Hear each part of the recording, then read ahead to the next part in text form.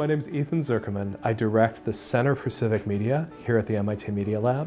Civic media is this space in which we look at how citizens make media and put it out into the world as a way of making social change.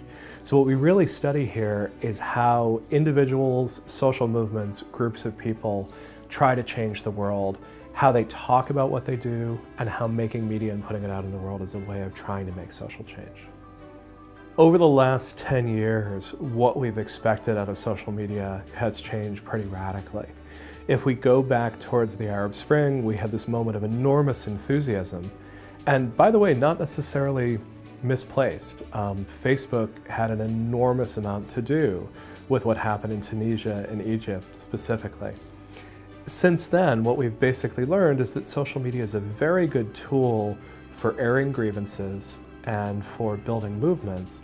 It's a terrible tool for dialogue and getting people to engage deeply with one another.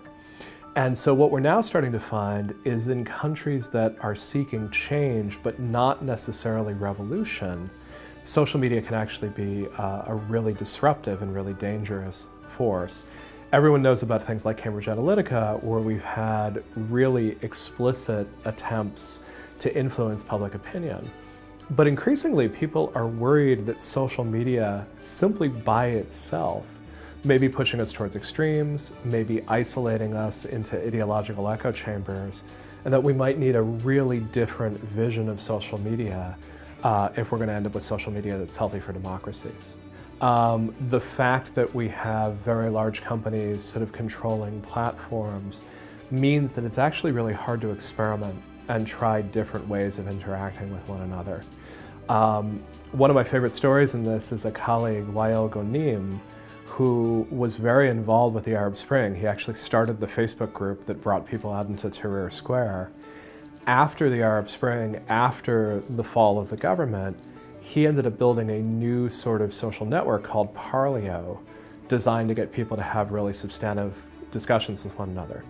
It had real trouble catching on, in part because sites like Facebook are so powerful, so big, have taken so much air out of the room. I'm very interested in decentralized social networks, not so much because I'm a blockchain fan. I actually think a lot of the promises of the blockchain are badly overhyped. What I'm really interested in is getting back to a world that's a lot more like the 1990s internet, where it was fairly easy to start up an online presence and have your own rule set for it. For me, what I'm really interested in is the possibility of a world that has thousands of different social networks with competing rules and competing ways to interact with one another. I think some of these social networks could be very explicitly designated as spaces where people on the right and people on the left come together and have discussions, or as places that try to bridge rural-urban divides, US rest of the world divides. Some of the work that I was doing in my last book, Rewire, was all about how we could build a much more cosmopolitan internet.